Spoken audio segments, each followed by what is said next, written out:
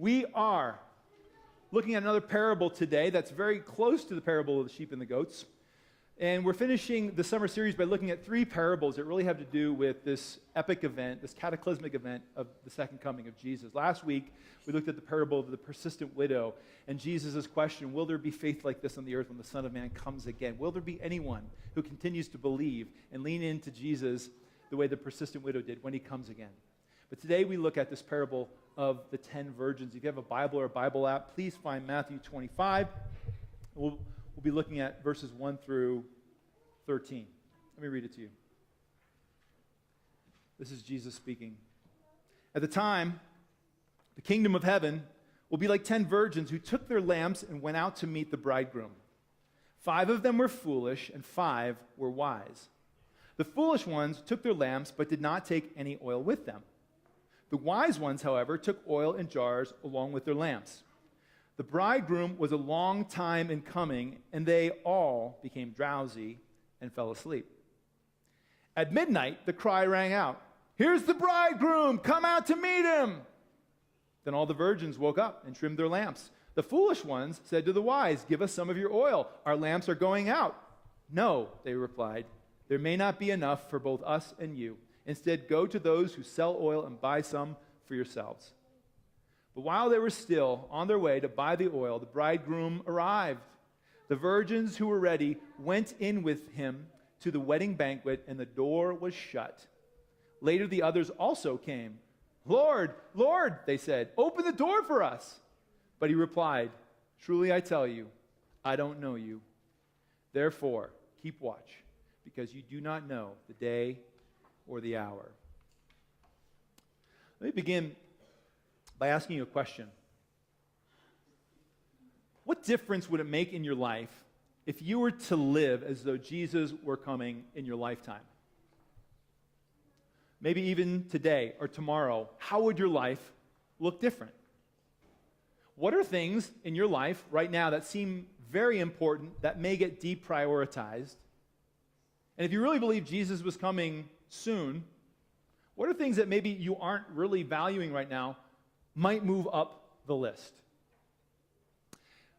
I don't know if you know this, but the Seventh-day Adventist Church was started by people who actually believed Jesus was coming again, not only in their lifetime, but really soon. And if you're here today and you're not a Seventh-day Adventist, I'd love to share with you just a little history lesson. You know, there are these prophetic timetables all throughout the Bible, Old Testament, New Testament, things like this 2300 day that we believe is a 2300 year prophecy in Daniel 8:14, and then there's these 1260 day, which we believe is 1260 year time prophecies mentioned like 7 times in the book of Daniel and Revelation. And if you look at all these time prophecies, they're a really long period of time, and they all kind of start at different time periods, but they all seem to end around the same time. And about 200-300 years ago, as Christians were studying their Bibles and beginning to look at these prophetic timelines, they all realized that all these timelines are ending about the same time, the end of the 18th and the beginning of the 19th century. And this just caused people to begin to study their Bibles and to study prophecy and study the second coming of Jesus, believing that it was coming anytime soon because these prophetic timelines were all running out in their lifetime. And this caused this movement in Christianity in Western Europe and in America called the Second Great Awakening, where people had their spirituality revived. They went back to church. They began to live more holy lives. They took their faith more seriously because they were studying these prophecies, and they believed that Jesus was coming anytime soon because these prophecies were all running out. And it's influencing every church and every denomination and every type of Christian. And one guy by the name of William Miller, this Baptist preacher, he's studying all this stuff, and he's really getting into it, getting in really deep, and he's picking stuff apart. And he realizes that this 2300-year prophecy is going to end, and he figures out what day it is. It's going to be, and they believe that this is the time that Jesus is going to come again, October 22, 1844. And so he starts, for 10 years, he's like preaching this far and wide. Jesus is coming again, October 22. Look, do a study. Look at all the prophecies are running out. October 22, 1844. And he gets quite a following. October 22, 1844 comes. He's got about 100,000 people in a country with not more than like 15 million people living in it. A large percentage of the population are waiting for Jesus to come again. October 22, 1844. They were disappointed. Jesus did not come October 22, 1844. And out of that disappointment, out of those people, came the folks who started the Seventh-day Adventist Church. They were mostly teenagers at that time, but they later wrote that as they look back on that time of waiting for Jesus to come, they never felt more alive. That during that time of waiting for Jesus to come, their faith was on fire. They were trusting Jesus for everything. Stuff that would normally stress them out or make them anxious didn't make them stressed out or anxious anymore because they were focused on what was most important. They said that they shared their things with each other generously because they realized time was short. They didn't need their stuff. What's money? And they loved one another unconditionally during that time. Living as though Jesus was coming anytime soon radically transformed their faith. So let me ask you again, what would change in your life if you truly believed Jesus was coming again in your lifetime? You see, the second coming of Jesus is like the great hope for Christians. This is the thing that Jesus promised again and again. He said it was going to happen. He said it was going to be the culmination of this long plan to save humanity, that for eons God has been working to save humanity, and he worked through the incarnation, sending Jesus into the world, and through the cross, atoning for our sin, through the resurrection, conquering the grave like we sang about today, the ascension, Jesus getting all authority, being at the right hand of God, but all of it is going to culminate when Jesus comes again. Jesus talked about it all the time. As a matter of fact, he used it to encourage his disciples. The night before he died, he told them, I'm going away, I'm going back to heaven. And he saw the look in their face. They were all discouraged. And he said, no, let me cheer you up with this. Let me cheer you up with the fact that I am coming again. In John 14, 2-3, maybe you've heard it before, but he said, I am going there. I'm going to heaven to prepare a place for you. And if I go and prepare a place for you, I will come back. And I will take you to be with me, that you also may be where I am. See, this is the great hope, that Jesus went to heaven, and that he is now there preparing a place for you. For us, for whoever has faith in him, that he's getting a place ready for you, and that when it's ready and when he's ready, he's going to come again, and he's going to take us away from a world with death and injustice and cancer and goodbyes and all kinds of violence, and he's going to take us to a place where there is no death and there is no cancer and there is no injustice and there is no violence, and we'll be able to be with him for eternity. And he talked about this all the time as being our greatest hope. The New Testament writers talked about this as being our greatest hope. And Jesus would give signs for what is going to be happening in the world before he came again. So that not only we would know when he's coming, but that we would know that he is coming. Like a pregnant woman. A pregnant woman experiences things that let her know not only that a baby is coming, but when the baby is coming. Right? So the belly begins to get a little bit bigger, right? Oh, I think there actually is a baby there. Then the baby starts to kick and move around and dance. And, oh yeah, there's definitely a baby in there. And then the contractions come. I think it's really close. Jesus gave us signs to let us know not only that he's coming, but when he is coming. And if the Bible is new to you, there is a section in the Gospel of Matthew called the Olivet Discourse over Matthew 24 and 25, where Jesus gives his longest kind of discourse on what his second coming will be like and what signs will be like. It's called the Olivet Discourse because he was standing on the Mount of Olives overlooking Jerusalem as he gave it. His disciples were there. Others were there as he's teaching. This is just a few days before he would be crucified. And in this discourse, Matthew 24 and 25, Jesus is talking about the signs of his coming. And he's letting his disciples and us know that there's going to be signs in the political world, and there'll be wars and rumors of wars, and there'll be signs in the natural world. There'll be earthquakes and famine and floods, and there'll be signs in the spiritual world that the gospel will go into all the world. He talked about false Christs and false messiahs, but he also talked about the way he would come. He said that he was going to come in all of his glory on a cloud of angels, that it's going to be loud, there's going to be trumpet blasts. He talked about the fact that when he came, it would be very visible and like lightning. It's going to kind of catch your attention. But after he talked about all these signs, and after he talked about the manner in which he would come, he ends Matthew chapter 24 by saying, but nobody knows when it's going to happen. I don't even know, he said. Only my Father knows. Nobody knows the day or hour. So, because you don't know when I'm coming again, live your life in a state of readiness. Always be ready. And then in Matthew 25, he tells three parables, back to back, 1, 2, 3. And these three parables illustrate what it looks like to be ready. how important readiness is and what we should be doing while we are ready. The last of those three parables are the ones we just talked about, the parable of the sheep and the goats, which we'll look at next week. The first of those parables is the parable of the 10 virgins. We've already read it, so let's see what this has to do with being ready. Verse 1, Jesus says, "At that time, the kingdom of heaven will be like 10 virgins who took their lamps and went out to meet the bridegroom." So everything we need to know about the story is right here. All the symbolism, all the players are right here in verse number 1, pretty much. So first of all, Jesus begins the story by saying, "At that time." Well, at what time? What is the context of this parable? Well, he's just finished talking about his second coming and when he comes again and with all of his angels, and then he says, "At that time, when I come again with all my angels." So the context is clearly the second coming of Jesus, this great promised event that he talked about all the time. And then he talks about some of the players. He says, the kingdom of heaven will be like 10 virgins. As we go throughout the parable, we're going to see that the 10 virgins represent those who profess to follow Jesus. That would be us, right? So we would be these virgins. The virgin also could be translated as bridesmaid, because we're going to see the context is a wedding. So the virgin would be someone who would kind of attend to the bride, be a bridesmaid. Many Bible translations will translate that as bridesmaids. Then we meet the bridegroom. We're going to see from the context of the parable that the bridegroom is very clearly, who do you think? Jesus, right? Jesus. Jesus is the bridegroom. He's coming to get his bride, the church, at his second coming. He is the bridegroom. Now, again, the context is very clearly a wedding. And Jesus is talking to a first century Jewish culture and people who knew all about what weddings were like in first century Jewish culture. Very different from our weddings. And you can't really fully understand the whole context of the parable without understanding the first century Jewish wedding. In Jesus' day, the wedding would begin with the bridegroom, the groom, the man, with his entourage, with his buddies, at his parents' place. They would be at the parents of the groom's house, and they would begin their feasting and their celebrating as the plans for the wedding would take place, because most of the party and most of the wedding would take place at the groom's parents' home.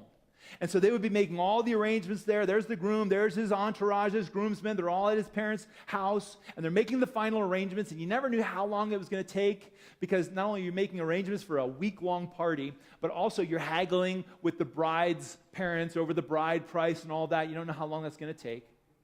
Back at the bride's house, we have the bride with her bridesmaids and the bride's parents, and they're waiting for the groom to come, because he's going to come and he's going to get her. They know kind of when it's going to happen, but they don't know the exact time because they don't know how long the details of the preparation will take.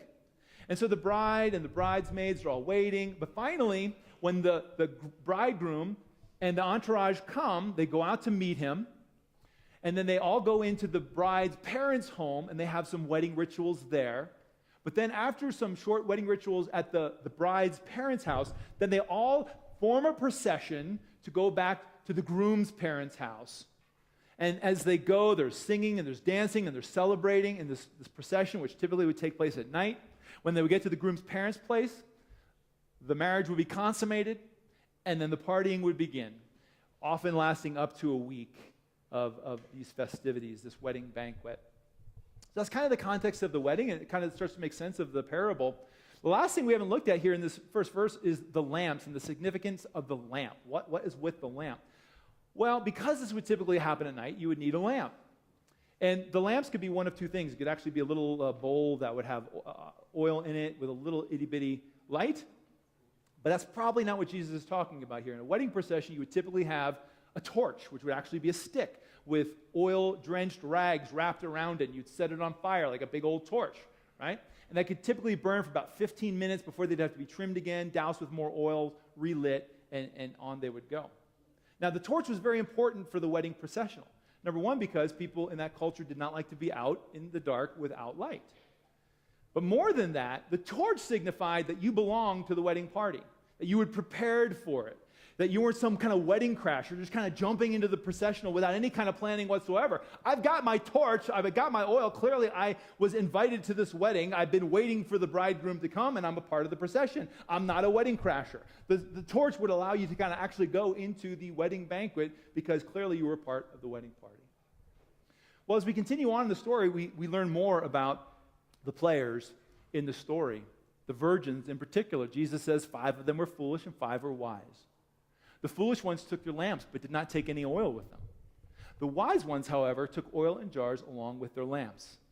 The bridegroom was a long time in coming, and they all became drowsy and fell asleep. So again, we meet these virgins. 5 are wise, 5 are foolish. Again, this symbolizes us, right? 5 are wise, 5 are foolish. Why were the 5 foolish virgins foolish? Well, Jesus tells us they didn't take any oil with them. In other words, they weren't ready to meet the bridegroom. They were unprepared. They weren't ready to meet him. Why weren't they ready to meet him? Well, it could be any number of reasons. Maybe they thought, well, he's already so late. He's probably not coming tonight. He'll probably come tomorrow night. Therefore, I could always go and prepare tomorrow.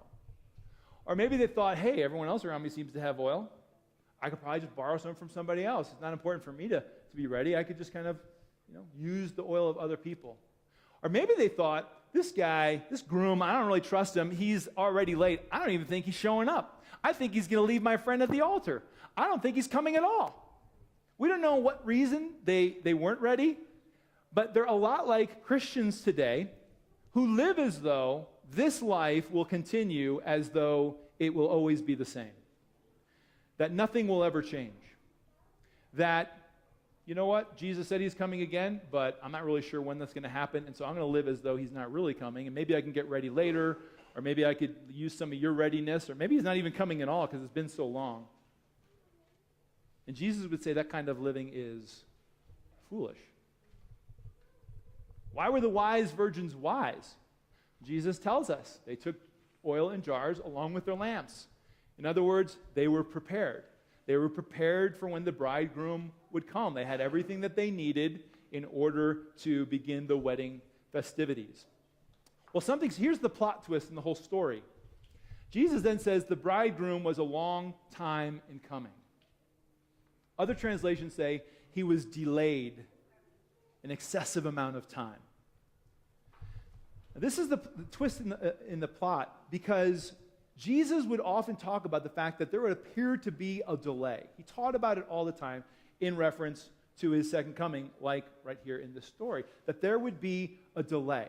That you would think he's coming at 8 o'clock, but he's not coming till midnight. Apparently there's a delay. That you think he's coming in 1844, but he's not coming then. Apparently there is a delay. And while Jesus taught about it, this has never ceased to bring tension and problems to those trying to follow Jesus. This idea that when you least expect him, right? I mean, this was a problem for early Christians, like those who were following Jesus just a couple weeks after his resurrection and ascension back to heaven. They believed that Jesus was coming like today or tomorrow or certainly no longer the next week. And then when weeks turned into months and months turned into years, this created a great deal of confusion. Where is he? How are we supposed to live while we wait? Should we educate our children? Should we save for retirement? Should we even have jobs? And so much of the New Testament was written to Christians who were living in this tension of delay. Those Christians living after 1844 and the early pioneers of the Seventh-day Adventist Church, they lived with this tension of delay. We thought he was coming then, but he still hasn't come. Why hasn't he come? Why is there this delay? Those of us living today live, hopefully, with some tension of delay, although we could be tempted to just dissolve the tension and just live as though he's not even coming at all. It's been 2,000 years. Will he even come? Jesus said that there would be a delay, and it would cause confusion. As a matter of fact, I love what happens next. It actually brings me a great comfort because he says, and they all became drowsy and fell asleep. All of them, right? Not just the foolish virgins became drowsy and fell asleep, the wise ones did too. And I get great courage from the fact that the wise virgins fell asleep. And here's what I believe that means for us today, is they were ready for the wedding to start. They were ready for the bridegroom to come. Therefore, they could rest well. They could live their lives. They can continue to do what they needed to do in order, because they were already ready, because it's about a relationship with Jesus, as we'll see. They had that. They're ready to go. Therefore, they can continue to live. They didn't have to be hyper-vigilant. They could live their lives. They didn't have to wait up into the sky for Jesus to come again and read something into everything that ever comes because they were ready to meet him already. They didn't have to be hyper-vigilant. I've done some work with police officers. I have great respect for police officers. Police officers have to do their job, certainly, in a state of hypervigilance. They don't know where danger is coming from or when it's coming. It can come at any time. And so every moment on the job, when they're in uniform, when they're in their car, whatever they're doing, they're on the call, they have to be vigilant. They have to be watching everything around them. They have to be watching everyone around them. They have to be kind of suspicious of everybody because they don't know when danger is going to come, and they need to be ready to respond. Now, that hypervigilance is really good for a police officer. It could keep them alive. But the problem comes when many police officers don't know how to turn that hypervigilance off in their off-duty life. And therefore, they carry that with them, and therefore, it begins to wear on them, on their family, on their health. If they're not able to turn that hypervigilance off, they begin to look at everybody kind of shady. They don't trust anybody around them. They become quite cynical if they're not careful. It occurs to me that the Adventist church has been living in a state of hypervigilance for about 150 years. And there's some good to that, and there's also a downside to that. There's that whole, hey, he told us to watch, and someone's got to warn the world, and that's our role. But then there's also the thing of seeing, something in everything that ever happens, that's a sign, or this shady politician, certainly the end is coming now, or that hurricane over there, the end is near, he's coming this year, and we continue to put dates and say it's happening now, and generations pass till it gets to the point where you have people who are just becoming cynical and doubtful. We've heard that before. Our parents said that, our grandparents said that, our great-grandparents said that. Is he ever really going to come? Hypervigilance can have a downside. Now, firefighters, on the other hand, they have a very different kind of vigilance. Firefighters don't have to be hypervigilant because they know danger's not coming until the alarm sounds. And so they could be ready. They've got their boots by the door. They got their uniform out. They got the truck all stocked. They got the truck pointed toward the door. As soon as the alarm sounds, they're ready to go. But until the alarm sounds, they're just living life. They're playing ping pong.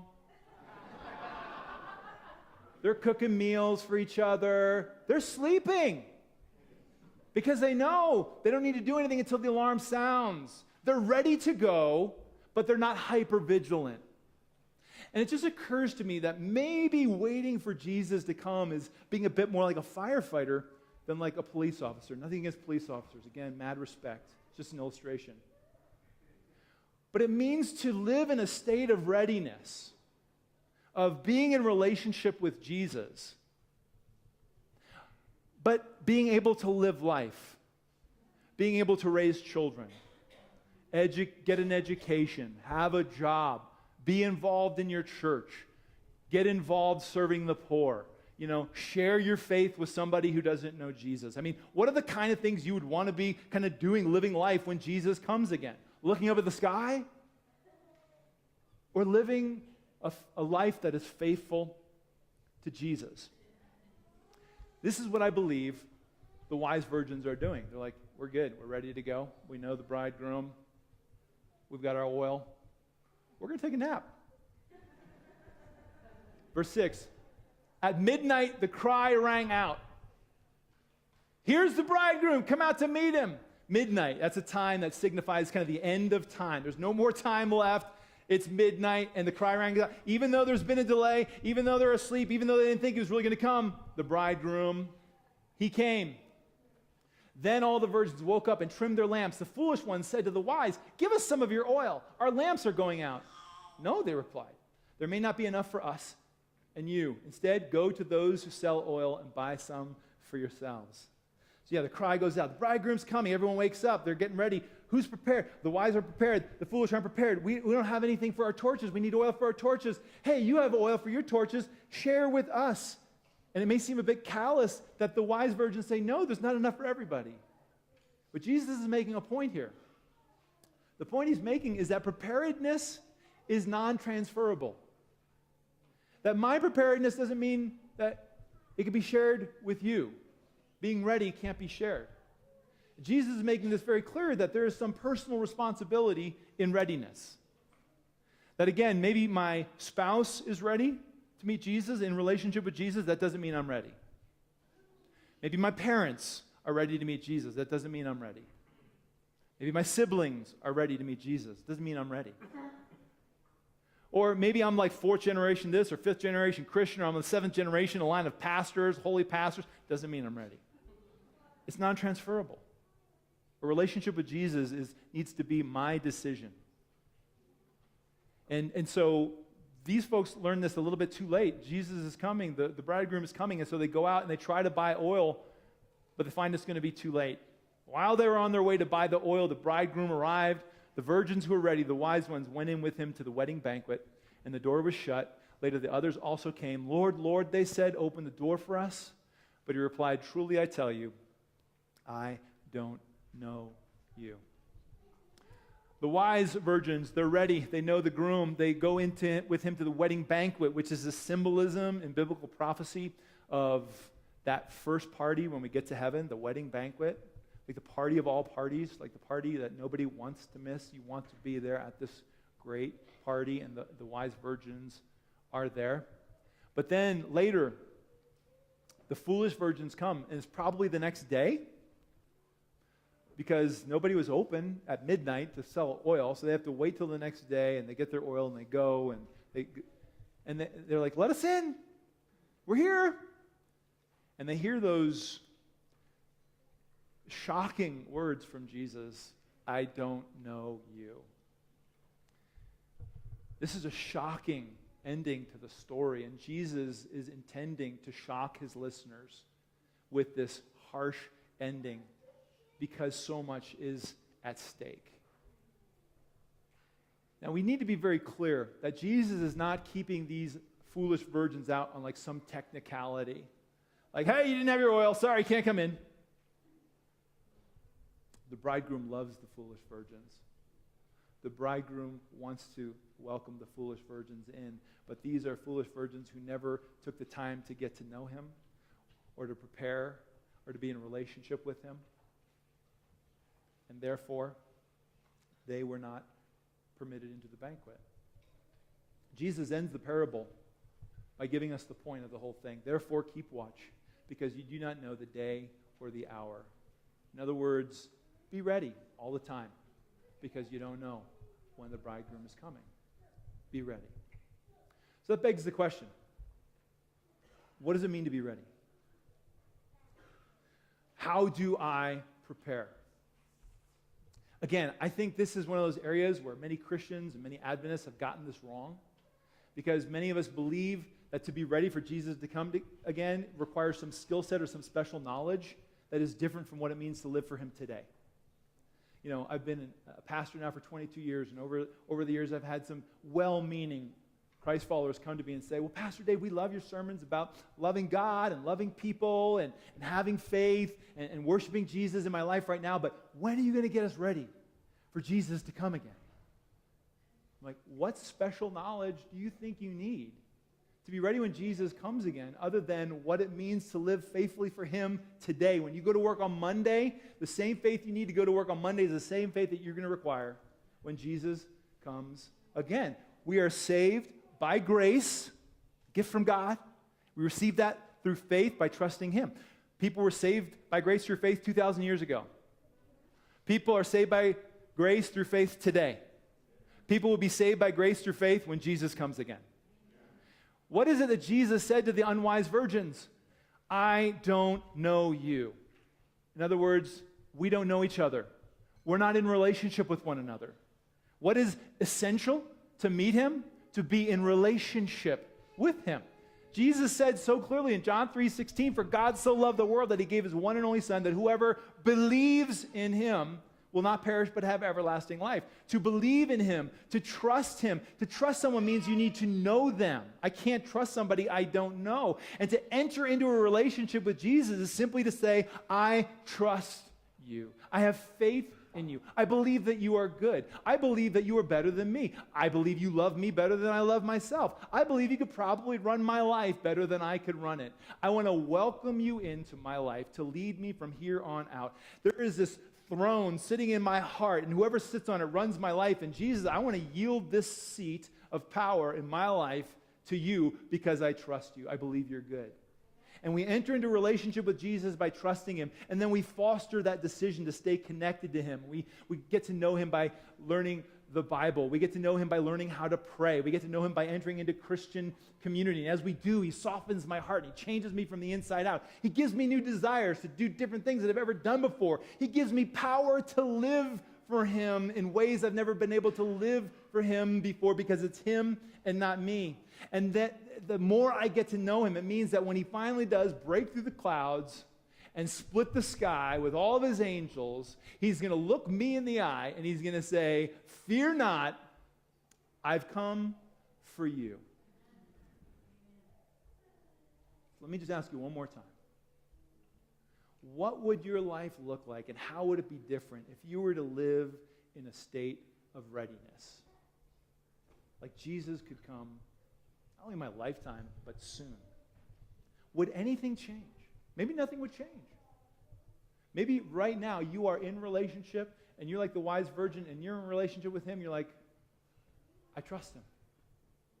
But maybe you've never made that decision before. Maybe you're here today and you're like, wow, I came in here thinking I was ready, but maybe I'm not. Or maybe I've never made that decision before and I need to make it today. Let me encourage you.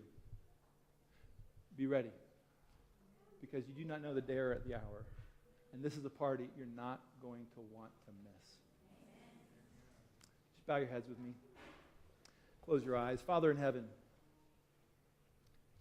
just want to lift up every person who may be here today who is in a faith relationship with you, and we just praise you for what you've done for us, that you have saved us, that you know us, that we will soon hear those words from you, "I've come for you." But Lord, I know there are many people who are sitting here today who aren't quite so sure, maybe that they even want to be in a relationship with you because they're not sure they could trust you yet.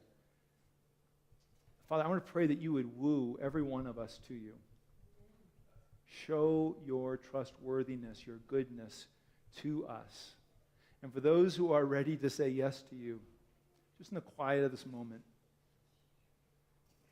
give us the power to pray the prayer, that we're ready to yield our life to you, that we're ready to give up the throne of our heart to you, that we're ready to trust not only our lives today to you, but tomorrow and every other day that we have, that you will become the leader of our lives.